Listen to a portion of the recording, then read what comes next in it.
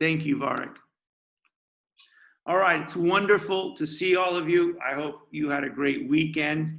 What we're going to do tonight is finish chapter 1. We're going to finish the famous debate, the several debates that Socrates has with Cephalus, Polemarchus, and finally Thrasymachus about what justice is.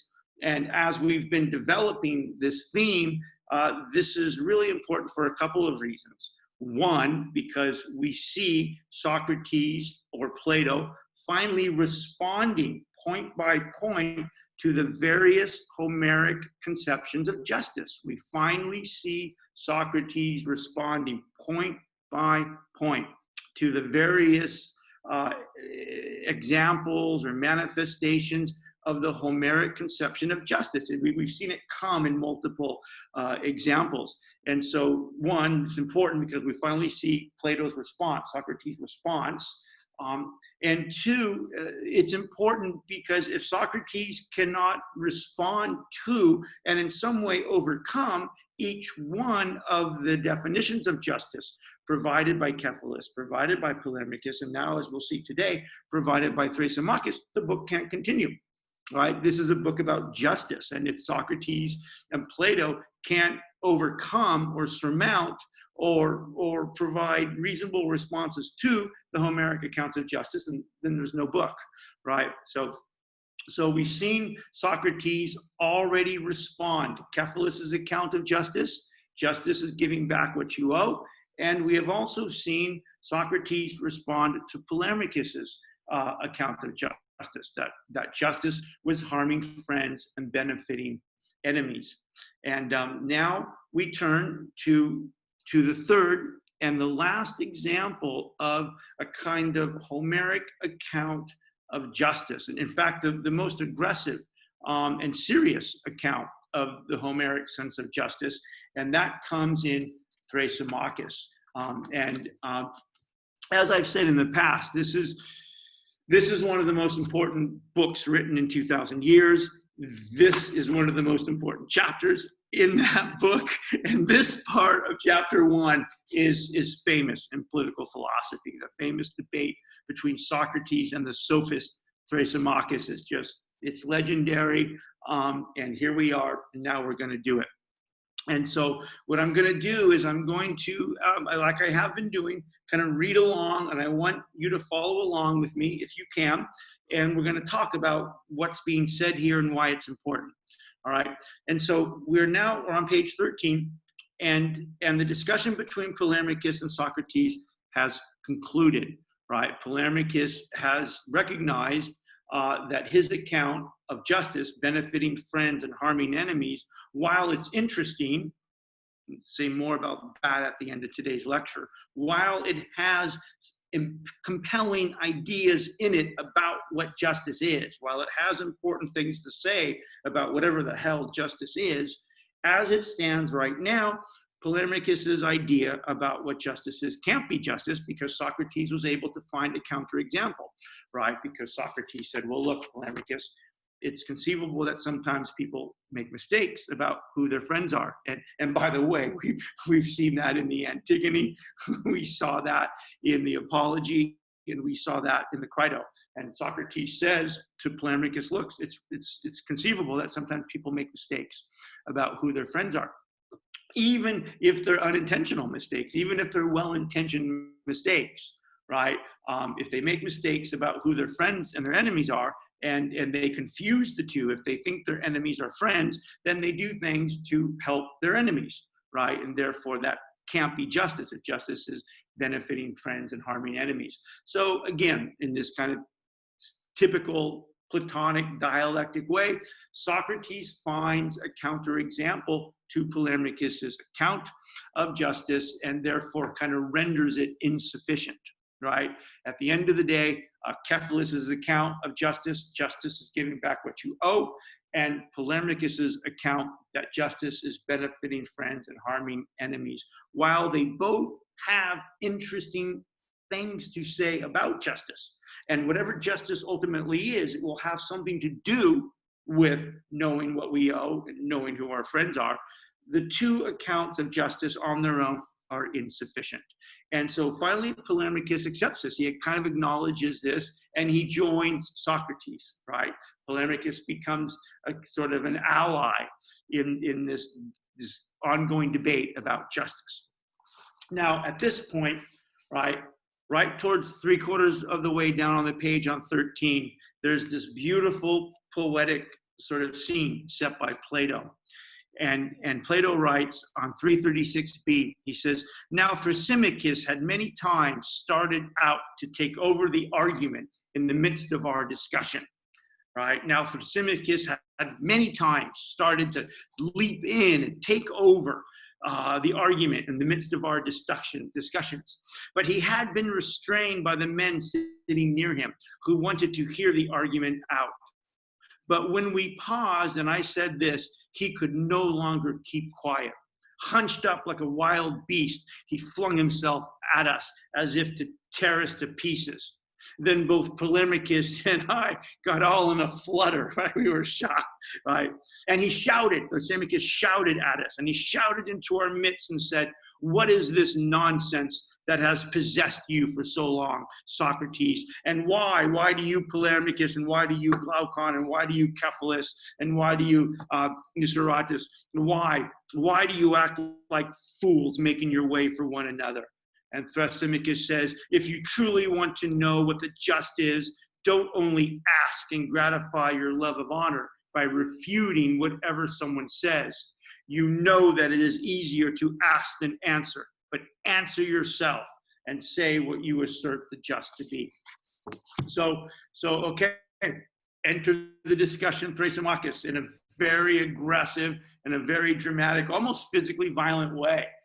As the conversation between Cephalus has been unfolding, as the conversation between Polemarchus has been unfolding, Thrasymachus has been there, kind of edgy and intense and aggressive. As Plato says several times, he wanted to leap into the conversation and physically dominate it, physically take it, right? But he had to be restrained by his friends. And finally, when he had enough, he couldn't take it anymore, right?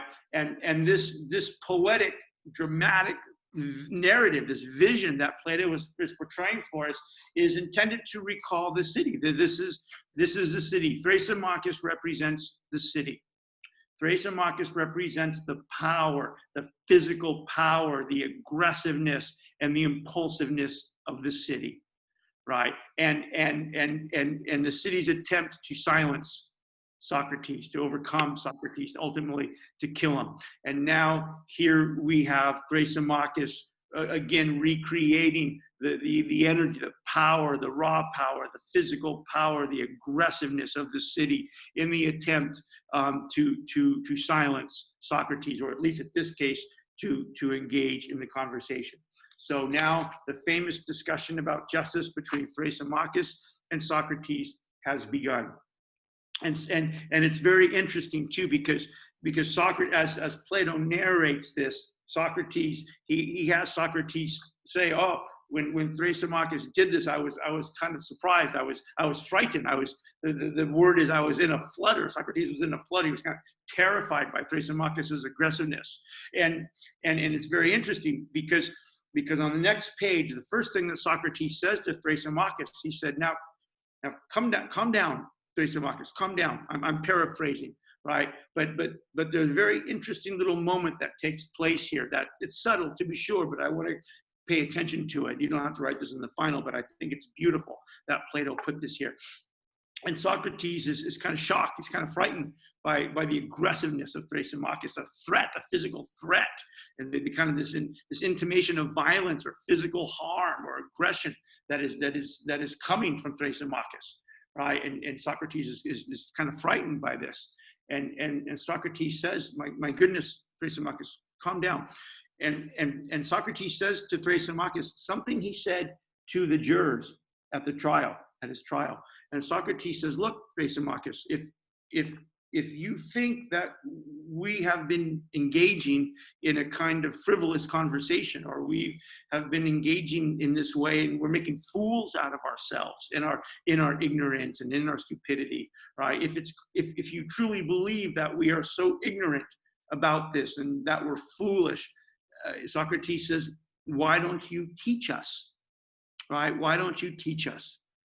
Right? And Socrates says to Thrasymachus, on the top of page 14, right at 336e, Socrates says, he says, Thrasymachus, he said, Thrasymachus, don't be hard on us. Don't be hard on us. If we are making any mistake in the consideration of our discussion of justice, if we are making any mistake in our consideration of the arguments, Polemachus and I, know well that we're making an unwilling mistake, right? If we're making mistakes or we're conducting ourselves, not well, then don't be hard. We are doing this unwillingly. Justice is an important idea, and we're doing our best to move our way through it. So, and don't be hard, right? And again, this is something that Socrates had said to the jury in Athens, right? Because when the Athenians found him guilty, they said to him, right? And this is in the Apology. You probably remember this. When the Athenians found him guilty, they said to Socrates, what punishment do you think you deserve? Right? This is what the jury, this is actually what Miletus said, speaking on behalf of the jury, is you've been found guilty. What punishment do you think you deserve? And Socrates says, I don't think I deserve any punishment at all. In fact, if I'm going to be punished, I deserve the only punishment that a person who has unwillingly made a mistaken argument deserves, and that's to be educated. That's to be enlightened, right? And so we see this moment again. Socrates says to Thrasymachus, don't be hard on us. If you think we've made a mistake, then inform us, then educate us, and do it calmly, and do it rationally. Try to convince us. And of course, this just makes Thrasymachus even more angry, right? Right? He just gets, this makes him more upset. And of course, Socrates is rattling his chain a little bit, of course, because this is Socrates, of course, right? And Thrasymachus says in the middle of 14, he says, oh my God, Thrasymachus says, here is the habitual irony of Socrates. I knew it, and I predicted to these fellows that you wouldn't be willing to answer, that you would be ironic and do anything rather than answer if someone asked you something. And so Socrates responds to that again fairly calmly, but still kind of poking him a little bit to get him going. And so this goes on for a few more minutes. And on the bottom of page 15, Socrates finally gets Thrasymachus to say, well, tell me, Thrasymachus, what do you think justice is? And on the bottom of page 15 is a very famous definition that Thrasymachus gives. Again, this is one of the most famous moments in Western civilization. This is one of the most famous moments in the history of political philosophy. In fact, we're living this moment right now. We're still living exactly this moment. Again, as we've been playing with this theme since the beginning of the class, there's a straight line between ancient Athens and contemporary America. And here it is. We are living this moment. And Thrasymachus famously says to Socrates on the bottom of page 15, he says, now listen, Thrasymachus says, I say that the just is nothing other than the advantage of the stronger. The just is the advantage of the stronger. Well, and then Thrasymachus says, it's kind of funny. He says, well, why don't you praise me? Because Thrasymachus he's just so seduced by his own genius, right? He says, I say that the just is nothing but the advantage of the stronger. And so this is Thrasymachus's account. Justice is the advantage of the stronger. And as we will see, let me just add something that will be added to it in a few minutes, but let me just put it in here now so we have it as a coherent whole. For Thrasymachus's argument is that justice is the advantage of the stronger and that it is just for the weak to obey, right? So Thrasymachus's argument is whatever justice is, and we'll see what he thinks it is in just a second, justice is the advantage of the stronger. And not only is it the advantage of the stronger, but it is also correct. It is also just for the weak to obey. Okay? And so Thrasymachus asserts that discussion, that account, and Socrates says, well, that's a compelling argument. Let's try to see if it's true. Tell me what you mean by it, Socrates. And again, Socrates makes a joke because Socrates knows what he thinks it is, but he just wants to poke him a little bit. All right? And Socrates says, well, you don't mean that and he cites a famous Athenian wrestler, right? He says, well, you don't mean that someone who's physically strong is justice is the advantage of the physically stronger, right? You don't mean that, right? Because then just physically strong people would be just. And then, of course, Socrates knows that's not what Thrasymachus means, but he just is kind of playing with him a little bit. And of course, this upsets Thrasymachus even more, right? And forces Thrasymachus to clarify what he means by the advantage of the stronger. And on top of page 16, he says, I'll tell you what I mean by justice is the advantage of the stronger. Don't you know, he said, Thrasymachus said, that some cities are ruled tyrannically, some democratically, and some aristocratically, right? And Socrates says, of course. And Thrasymachus says, in each city isn't the ruling group, the group, the Democrats, or the tyrant, the one, the many as the demos, or the few as the wealthy aristocrats, right? That's what he means by the group. I'm on 16. In each city, isn't the ruling group master? And Socrates says, certainly. Right? And Thrasymachus says, and each ruling group, right? If the city's ruled by the demos, by the people, right? That's what they mean by the democracy, right? Ruled by the many, the poor, working class, and the many, right? Or is the city ruled by the wealthy oligarchs and the aristocrats? Or is the city ruled by the tyrant, right? This is what Thrasymachus is getting at.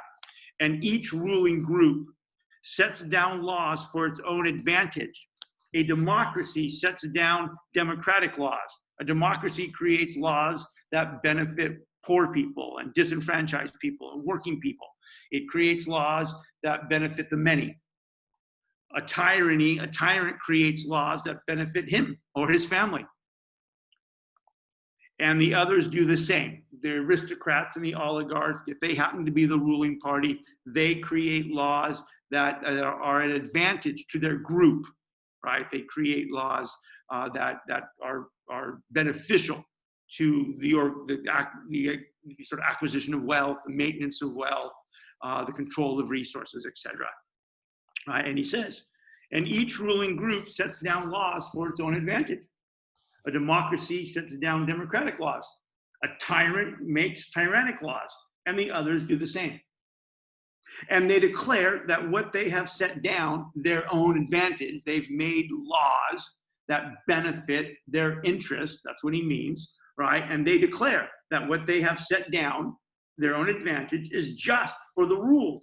And the man who departs from it, they punish as a breaker of the law and a doer of unjust deeds. This, Thrasymachus says, this best of men is what I mean. In every city, the same thing is just. The advantage of the established ruling party. It surely is master, so the man who reasons rightly concludes that everywhere justice is the same, the advantage of the stronger, right? Now again, Thrasymachus is saying, I just want to we're clear about this, and because in many ways I was being both playful and quite serious. In a weird way, Thrasymachus is right in a very profound way. In fact, we're still living this. Right, and I don't even mean that in a pejorative or snarky way, right? I mean it in an observational kind of way. And what Thrasymachus is saying is that those in power tend to make laws that benefit their interests or benefit the people that they represent, right? And what he's arguing is that when the democracy, the people, the many, come into power, they make rules that tend to advantage them, right? When the oligarchs come into power, they make laws that advantage themselves. And when a tyrant is in power in many cities, it's clear he makes laws that benefit him personally and his family, and his private interests. And so what he's talking about is those who write the laws, right? Justice is the advantage of the stronger, means those who have the power to write the laws, whether they're oligarchs, whether they're demos, or whether they're the tyrant, write the laws that are a benefit to them, that are a benefit to their interests. That's what Thrasymachus means when he says justice is the advantage of the stronger, right? He means those who make or write the laws, whether they're the wealthy few, the many poor, or the single tyrant, write laws that benefit them. Justice is the advantage of the stronger. And that it's just, it's appropriate for the weak to kind of submit, right? That's, you're not in power, right? And therefore it's kind of appropriate that you submit to that. I suppose until the day comes when you come in power, then you can write the laws that benefit your group or your interest, your agenda, right? And again, without being snarky, absolutely, no, not being snarky, without being sarcastic, in this kind of terrifying way, what Thrasymachus says is even accurate even now, right? Obviously, Thrasymachus is representing the kind of an extreme version of it, right? But if you look at contemporary American democracy, if you look at the ideological divide in America between the left and the right, very generally, right? If you look at the ideological divide in America between the left and the right, and you look at what power politics is and has been about for the last 100 years in American politics, right? Between the left and the right, it's about acquiring power in Congress, in the White House, so they can set the legislative agenda, right? And they tend, again, I'm not being snarky, and I don't want to be too, I don't want to make this too strong of an example, but I just want to raise the observation here. They tend to make laws that benefit their kind of ideological interest, right? People on the right want small government, they want low taxes, so they create legislation that reduces taxes. They create legislation that reduces government services. The left, when they come into power, make laws that benefit working people. Again, very general here, I get it, but benefit, working people, working class people, right? Increase government services, right? Raise taxes on the wealthy, distribute the resources. Again, I'm being very clumsy about this, but you get the idea, right? And this is a kind of a fascinating moment because, Thrasymachus is a kind of a sophist, and he's very aggressive.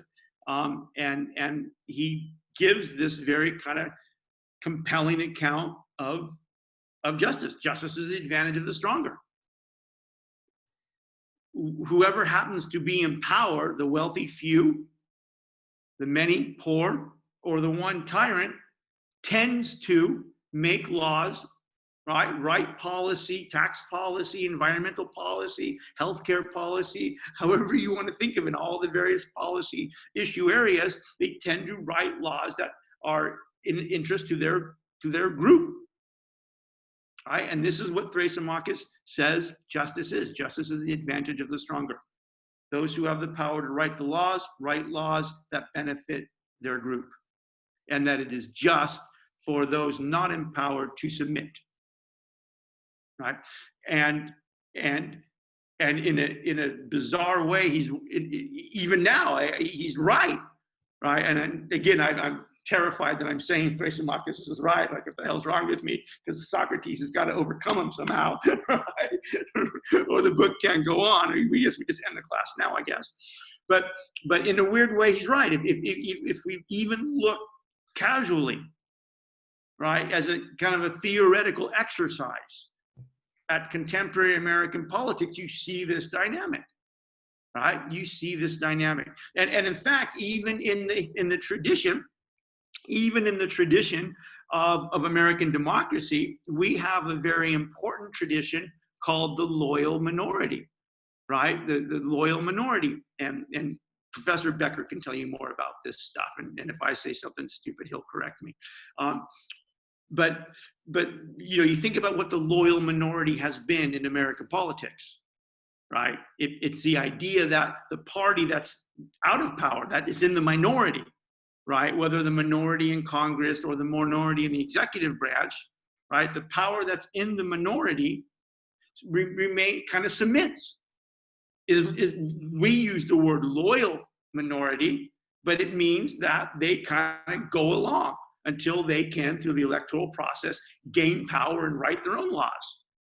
So in this fascinating way, Thrasymachus provides this extraordinary challenge to Socrates, right? This is the most sophisticated and in some ways accurate, right? I can't believe I'm saying that. In some ways accurate account of justice, because we're using the word justice here, right? Justice is the advantage of the stronger. Those who are in power write laws to benefit their interests. And that will be different whether the wealthy few are in power, like they have been in America, in the Senate and the executive branch last 4 years, whether the many are in power or whether the tyrant is in power, right? And that it's just for those not in power to follow what we would call in American democracy the loyal minority, to submit, right? So this is the most sophisticated of the Homeric accounts of justice, and there's something painfully accurate about it, right? This is something we have to bear witness to, right? And as we will see in a few minutes, it's not going to be easy to defeat Thrasymachus, right? It's not going to be easy. So Socrates says, oh my goodness, okay, all right, let's think about it, as Socrates always does. Okay, I see your point. Justice is the advantage of the stronger, whoever the stronger might be, because they write laws to benefit their interests, and that it is just, it is appropriate for those not in power to submit. Okay, Socrates says, holy smokes, all right. Now we have to test it, like all things. Socrates, okay, now we have to test it. And the first thing he does is he makes the same move that he made with Polemarchus, right? Because Polemarchus had said, look, justice is benefiting friends and harming enemies. And Socrates said, okay, but don't we acknowledge that sometimes people make mistakes about who their friends are and who their enemies are? And Socrates makes a very similar move right now with Thrasymachus. On the bottom of page 16, he says, all right. He says, okay, all right. Tell me then, Thrasymachus, Socrates says, are the rulers in the several cities, right? And by that he means, all right, so let's imagine, are the rulers, whoever they might be, the many, the rich few, the many, or the one tyrant, right? Are the rulers in their several cities infallible? Or are they such as to make mistakes? Right? So again, the same move Socrates makes, right? He asks them, well, okay, if justice is the advantage of the stronger, and whoever happens to be the strong writes laws to their advantage, do we want to raise the possibility, Thrasymachus, that sometimes those people make mistakes, right? That they make mistakes about what's in their best interest. What if the wealthy few make a mistake about what's in their best interest? What if the many make a mistake what's in their best interest? What if the tyrant makes a mistake, right? Maybe that was a case in Antigone, right? Or in the case of Athens made a mistake about what was in its best interest when it killed Socrates. Right? So Socrates says, are the rulers of these various groups, Socrates says, in their cities, are the rulers in their cities infallible? Or are they such as to make mistakes? Do people sometimes make mistakes about what's in their best interest? Right? And of course, Thrasymachus has to acknowledge this. Of course, you couldn't say no, right? Because that's just, it's not non-starter.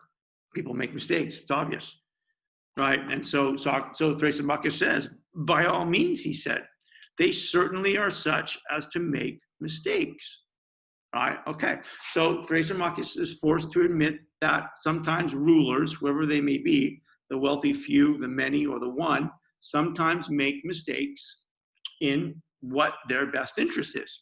Right? And Socrates says, and this is on the discussion on page 17, right? Well, Socrates then look, Thrasymachus, right? If the tyrant makes a mistake about what his or her best interest is, and they write a law, right? The tyrant writes a law, creates a law, right, that is supposed to somehow represent his or her interest and benefit his or her interest, but they make a mistake.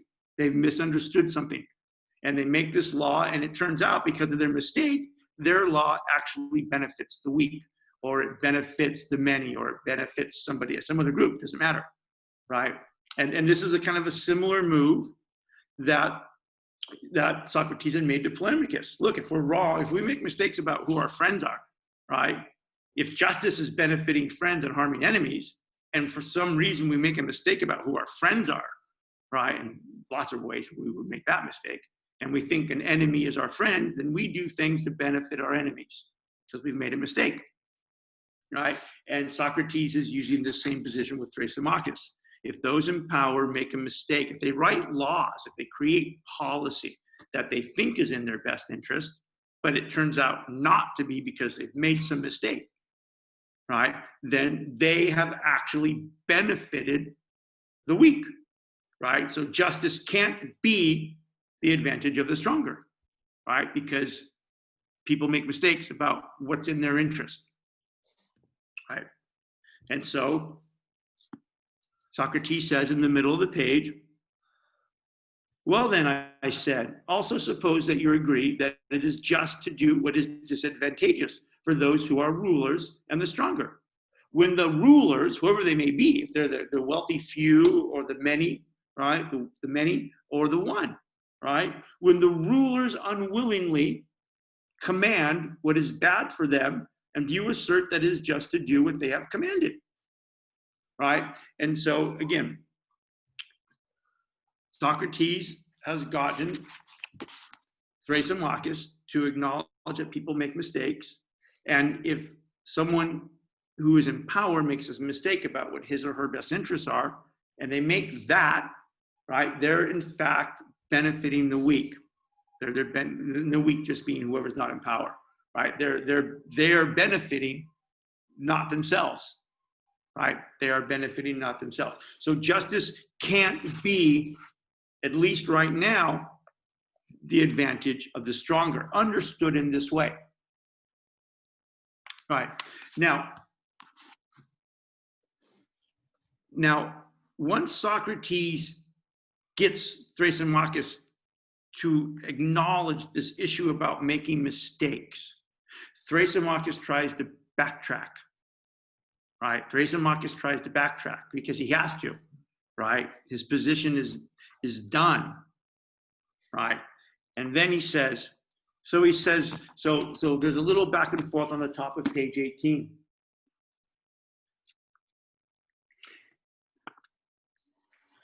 And Thrasymachus says, there's been a little back and forth between Polemachus, Socrates, and Thrasymachus. And Thrasymachus has to backtrack. Now, on the top of page 18, Thrasymachus says, not in the least, he said, do you suppose, this is Thrasymachus trying to backtrack, do you suppose, Thrasymachus said, do you suppose that I call a man who makes mistakes stronger at the moment when he is making a mistake? Right? So Thrasymachus tries to backtrack. He says to Socrates, well, you must have misunderstood me. Right? You must have misunderstood me. Right? Surely people make mistakes, but that's not what I meant by stronger. So he says, not in the least, he says. Do you suppose, this is Thrasymachus, that I call a man who makes mistakes stronger at the moment when he is making a mistake? And Socrates says, I did suppose that you mean this, when you agreed that the rulers are not infallible, but also make mistakes in some things. And of course, this irritates Thrasymachus very much. And he says, well, that's because you're just a sycophant, Socrates, he said. To take an obvious example, Thrasymachus says, do you call a man who makes a mistake? Do you call a man who makes mistakes about the sick a doctor because of the very mistake he is making?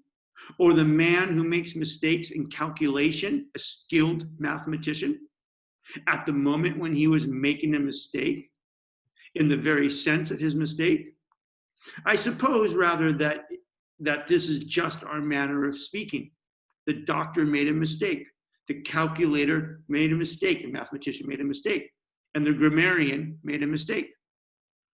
But I suppose that each of these men, insofar as he is what we address him to be, insofar as that we call this person a doctor, or we call this person a mathematician, is precisely a mathematician only when they don't make mistakes. Hence, in precise speech, since you speak precisely, Thrasymachus says to Socrates, none of the craftsmen make mistakes. The man who makes mistakes makes them on account of a failure in knowledge, and is in this respect not a craftsman. So no craftsman, wise man, or ruler makes mistakes at the moment when he is ruling, although everyone would say that the doctor made a mistake or the ruler made a mistake. All right. Now, what happens here is that Thrasymachus, because he's forced to argue that it is only when you're doing your craft that you don't make mistakes, that you are a craftsman, finds himself talking, right, or linking justice as some type of ruling, justice as the advantage of the stronger, right? Justice as a kind of ruling, justice as the advantage of the stronger. Thrasymachus has now made a connection between ruling and other crafts, right? Thrasymachus has now kind of, in trying to defend this position that the craftsman is only the craftsman when he's not making a mistake. The mathematician is only a mathematician when he or she's not making a mistake. The shipbuilder is only a shipbuilder when he or she's not making a mistake, right? And what's happened here is that Thrasymachus has now related ruling, right? Ruling, whether that's the few, the many, or the tyrant, he's now related ruling to a kind of craft, to a kind of art, right? And Socrates then says to him, okay, well, if we want to say that the crafts person, who whatever it is a mathematician, a shipbuilder, a doctor is the important one, right? If all these people who are practicing these arts, right, medicine as an art, math as an art, by which they mean craft, they don't mean art like Picasso, they mean craft, right? The calculator as a craft. So we're thinking now about justice as a craft, or ruling as a craft, he says, Socrates says, right? He says, okay, so now let's think then about ruling as a craft, right? And he says, when you think, Socrates says to Thrasymachus, when you think about all the various types of crafts, of types of art, types of knowledges, being a doctor, being a pilot of a ship, being a calculator for someone who's building something. Socrates, when you think of, so let's think of ruling, the advantage, and Thrasymachus has said, ruling is the advantage of the stronger. Socrates said, let's think about ruling as a craft. Since, as you said, Thrasymachus, these people are only doing what they're doing when they're not making mistakes, when they're craftsmen, right? Perfect craftsmen. So, okay, so let's think about ruling as a kind of craft. Let's think of ruling as a kind of craft, right? And Socrates says, so let's take a doctor. Let's take medicine, right? Let's take the craft or the art, Socrates says, of medicine, right? The doctor spends his or her life acquiring all this knowledge and all this knowledge and all this knowledge to make sick people healthy. right? The doctor acquires all this knowledge to medicine as a craft, the whole art of medicine, the whole craft of medicine, and doctors who are practitioners of medicine, they acquire this knowledge, right? Because there are sick people, there are unhealthy people, there are sick people, there's disease, right? And the entire craft of medicine is designed to acquire knowledge, practice knowledge that is designed to make people healthy, right? So the craft of medicine and doctors acquire their knowledge, and they do what they do not necessarily for their own advantage. Doctors don't become doctors for their own advantage. I mean, I suppose we could say they make money. I get that, but the whole craft of medicine isn't developed and cultivated, on Socrates' argument, for medicine's sake, right? Medicine exists because there are unhealthy people, there are sick people, right? There are people who need to be healed, right? So medicine as a craft, and the knowledge and the doctors that acquire this craft, they acquire this craft and they acquire this knowledge to benefit the disadvantaged, the unhealthy. And he says the same thing about the captain of a boat. He uses the word pilot. We would use the word captain of a boat, or we could use the word pilot of a plane, right? You think about a pilot of a boat, captain of a boat, or a pilot of a plane. He or she acquires this knowledge about how to fly the plane, or how to sail the boat, how to captain the boat, how to navigate the stars, how to read the weather, how to operate the machinery, how to manage the crew, how to manage the passengers. The captain of a boat acquires all this knowledge, acquires the craft of being a captain, or the craft of being a pilot, not for his or her own sake. I guess you could say, yeah, well, the pilot's on the plane and the captain's on the boat. That's true. But the point of being a pilot of a plane and a captain of a boat isn't just to get you somewhere. It's to get the plane, to get the passengers, to get the cargo, to get the crew, right, from one point to another. One becomes a doctor. One becomes a pilot in order to serve actually other people. The knowledge of being a doctor is acquired to serve other people, right? The knowledge of being a pilot is to serve other people in this sense, is to get those people from LA to New York safely, right? Or to get people from one destination to another, whatever it is, doesn't matter. Same with a doctor. The whole purpose of becoming a doctor, to acquire this knowledge of this craft, right, is to benefit other people. And Socrates says, so no art or no craft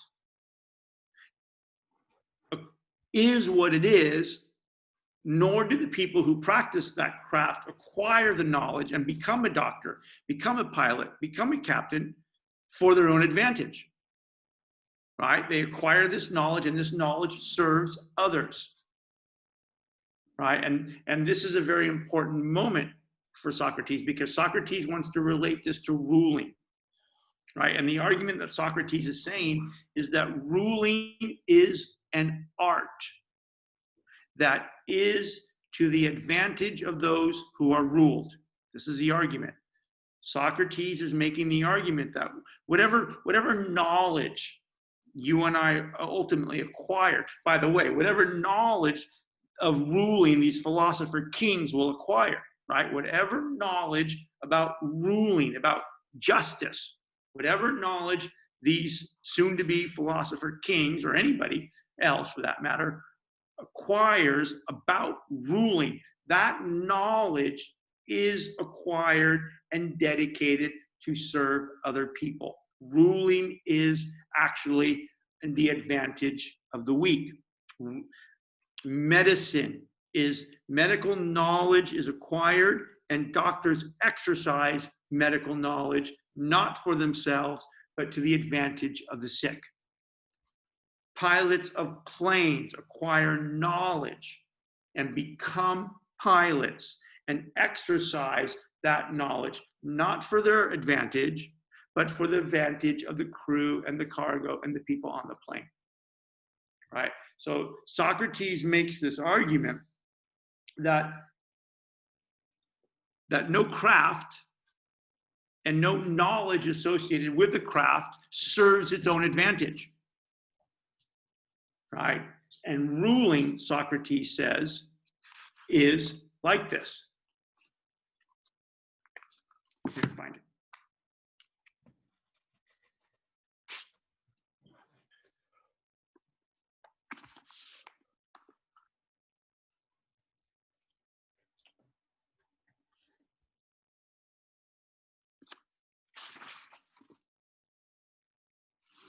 It looks that way, he said.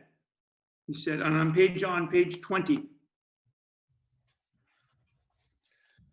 Top of page 20. Then I said, medicine doesn't consider the advantage of medicine, but the body for sick people. Yes, he said. Nor does horsemanship consider the advantage of horsemanship, but of horses. Nor does any other art, like in ruling, he's talking about ruling here, nor does any other art consider its own advantage, for it doesn't have any further need to, but the advantage of that for which it is the art. So all knowledge serves the advantage of the weak, or in this case, whoever's being ruled, right? So Socrates gets Thrasymachus to acknowledge, right, that whatever ruling is, and it's an art, it's a craft, like all other arts and crafts, it is done not to the advantage of the strong, but in the advantage of those who rule. Justice is the advantage of those who are ruled, not those who rule. Justice is the advantage of those who rule. People who become rulers acquire knowledge of politics, knowledge of economics, knowledge of healthcare policy, whatever it might be in this sense, not for themselves, not for their own advantage, but for the advantage of the people they rule, right? And so Socrates begins the process of dismantling Thrasymachus' argument, right? On Socrates' argument, justice can't be the advantage of the stronger, because if ruling is like all of the other arts, all of the other arts and all the knowledge associated with them are directed to those who are ruled. There's no art that is, no knowledge of any art and no practice of any art, which simply advances its own interests, right? That simply kind of sustains and advances its own purposes, its own interests. All arts, and ruling is the most important of all the arts, serve those who are ruled, not the advantage of the stronger. And Thrasymachus begrudgingly acknowledges this. He begrudgingly acknowledges this, right? And especially because he's made this argument that whoever the ruler is, as someone who's acquired a kind of craft, like a ruler is like a doctor, right? A ruler is like a mathematician. A ruler is like a doctor. A ruler is like a pilot, and he or she's only a ruler in exactly the moment they're not making mistakes. So ruling is like all the other crafts, okay? And then Socrates said, okay, so let's look at all the other crafts. If you want to think of ruling like being a doctor, if you want to think of ruling like being a pilot of a plane, if you want to think of ruling like being a captain of a ship, okay, let's think about it like that. All right, all these people are who they are. The pilot is the pilot, the captain is the captain, the doctor is the doctor. Not because he or she is doing things for his or her interest as a doctor, or his or her interest as a pilot, or his or her interest as a captain of a ship. They are doctors, captains of ships, and pilots, right? Precisely because what they're doing serves other people. It's the advantage of other people. Being a doctor means to do what one does for the advantage of other people, right? And ruling, if ruling is like an art or a craft like the other crafts, then ruling also does what it does to the advantage of other people, not the ruler. And so Socrates dismantles a little bit Thrasymachus' position And Thrasymachus is he's hesitatingly acknowledging it. He's not happy about it, right? And by the way, he's only hesitatingly acknowledging it, and he's not very happy for it for a very good reason, dark reason. And on the page of 20, after he's kind of following Socrates, he says something very sarcastic, right? On the top of page 21, he says, Socrates, do you have a nurse? You have a nanny? What we would call a nanny, right? Socrates, do you have a nanny?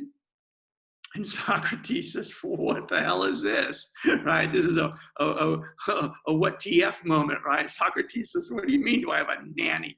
Why is this? I said, shouldn't you answer instead of asking such questions? And Thrasymachus, it was a joke, right? Thrasymachus says, do you have a nanny? Because he's trying to suggest that Socrates' idea that ruling as an art is done to advantage those who are ruled, right? Not the ruler, right? And Thrasymachus is making a joke. You're kind of a little, you're naive, is what Thrasymachus is saying to Socrates. He says, Socrates, do you have a nanny? And Socrates says, what the hell do you ask me that for? And he says, because Thrasymachus says, top of 21, because you know she neglects your sniveling nose. You're naive. You're a sniveling little naive baby about power and justice, is what he's saying, right? Because your nanny, she neglects your sniveling nose and doesn't give it the wiping you need, right? And Socrates says, what the hell are you talking about, right? And Thrasymachus, he says, okay, I'll give you an example. And this is the important moment. Thrasymachus says, I'll give you an example that counters. Thrasymachus creates a counterexample to Socrates' argument that all ruling, all crafts are done for the advantage of those they serve. Okay, this is important, right? Because he's turned a kind of Platonic trick on Socrates, right? Because Socrates had said, look, justice, Socrates says, look, Thrasymachus, justice can't be the advantage of the stronger, because if we think of ruling like the other arts, being a doctor, being a pilot, being a captain, all the other arts / craft do what they do to help other people. The doctor helps sick people. The pilot gets the passengers and the crew and the cargo safely, right, on the flight. And the captain, same thing, right? And Thrasymachus makes this joke, right? You're so naive about power, Socrates. You have a nanny, right? And Thrasymachus finds a counterexample. And Thrasymachus said, okay, Socrates, this is right on 343b. He says, tell me about this, Socrates. Thrasymachus says, because you suppose shepherds or cowherds consider the good of the sheep or the cows and fatten them and take care of them, and take care of them, looking to something other than their master's good in their own, all right? And so Thrasymachus brings this counterexample. He said, all right, what about shepherds? What about shepherds? Shepherds have this knowledge, and they acquire this knowledge. They look over the sheep. They take care of the sheep. They rule over the sheep. But they don't take care of the sheep, right? They don't watch over the sheep. They don't take care of the sheep for the sheep's benefit. They're going to kill them. They're going to eat them. They're going to sell them or eat them. All right? So Thrasymachus says, well, what about being a shepherd? Shepherds don't do what they do for the good of the sheep. Shepherds do what they do to the sheep for the shepherd's good. They're going to sell them or eat them. And Socrates doesn't have an answer to this, ultimately. In fact, the only answer Socrates has is to bring into the conversation about the various arts, about being a doctor, about being a pilot, about being a captain, what Socrates calls the wage earner's art. right? Socrates responds to Thrasymachus' argument about the shepherds by saying, well, okay, look, I suppose it's true as an analogy, Socrates says, I suppose it's true as an analogy that the doctors and by the way, we'll see this for the rulers, but the doctors or the pilots of the plane or the captains of the ship, I suppose it's true that while they're doing, for the most part, what they do for others, they do get paid, right? They have some compensation, right? No one is a doctor entirely for free. No one is a pilot entirely for free. No one is the captain of a boat entirely for free, out of sheer altruism. Right? Even the doctor must get compensated. Even the pilot must get compensated. Even the captain of the boat must get compensated. Now, this is Socrates' way of responding to Thrasymachus' example about the shepherd doing what he or she does to the sheep, not for the sheep's benefit, but to eat them. And Socrates is in a tough spot, right? He's got to find a response to this. And he says, okay, well, the counter example Socrates says of the analogy of the shepherd will be to say, okay, the doctor has to be compensated. There's no doctors who do what they do entirely for free. Even though they're doing it for other people, they still need to be compensated in some way. Right? Now, this is really profoundly important because it's the beginning of some insight that there is no perfect justice. Even people like rulers or doctors or pilots of planes or captains of ship, even those people who do what they do for other people, right? Because doctors still are doctors to serve sick people. Pilots are still pilots to fly people places. Rulers are still rulers to help people who need to be ruled. While it is true that that still exists, it is also true that none of those people do it entirely for free. They don't do it altruistically, which means that there is no perfect justice, right? And this is the beginning of this idea that whoever these philosopher kings become, they're going to need to be compensated, right? That there is no perfect justice. Nobody does what they do entirely for other people. There's always some compensation, right? The doctor has to get paid. The rulers have to be paid. And if the rulers are paid, again, that means that there's no perfect justice. There are rulers who are doing what they're doing for the benefit of those they rule, for the advantage of others, not necessarily themselves, but they still need to be compensated. Right? And this is a kind of beginning of a compromise that we will see slowly developed in books 2 and 3, and ultimately about what justice is, especially in terms of the rule of the philosopher kings. There's no perfect justice. Socrates can't ultimately overcome the example of the shepherd. And so this is kind of how the conversation ends. There's a little bit more of the conversation about Thrasymachus trying to argue that perfect injustice is valuable, is better than justice.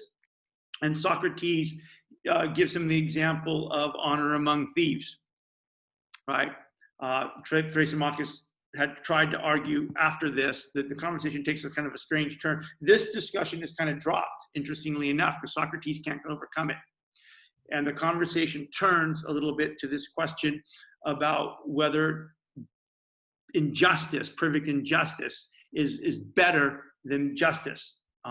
And Socrates ultimately gets Thrasymachus, and Socrates is a counterexample to that, or his response to that is, look, even if you have thieves, even in a group of thieves, pure thieves, even in a group of thieves that are robbing banks or robbing cities, right? Even among thieves who are practicing utter injustice, even among thieves, there has to be some honor. Otherwise, if the thieves didn't work together, or the thieves didn't trust each other, or if the thieves didn't do things that were advantageous to other thieves, they couldn't do what they needed to do. And so Socrates says, look, even among thieves, there's justice, there's a kind of honor. And of course, Thrasymachus, as Plato famously writes, blushes, right? Thrasymachus has to acknowledge that even among thieves, even among people doing injustice, right? The kind of the advantage of the stronger of injustice, the thieves. Even among thieves, there's a kind of an honor that they have to work together, they have to trust each other, or therefore they couldn't do what they need to do. And so chapter 1 ends with Plato famously saying that Thrasymachus blushes. He kind of concedes the position. And this means that Socrates has, in a compromised way, overcome the 3 Homeric accounts of justice, but it's not perfect. This is by no means a solid victory for Socrates, by no means, right? But it's a kind of tainted victory. It's a kind of compromised victory, but it's a victory nonetheless that allows for chapter 2 to take place. And that's where we're going to start on Thursday. Have a great day, everybody. The rest of the midterms are coming. There's 8 of you that still need your grades, and you'll get them tomorrow. Have a great day, everyone. Thank you, Professor. Yep. Love you guys very much. Take care of yourselves and your family. Be kind.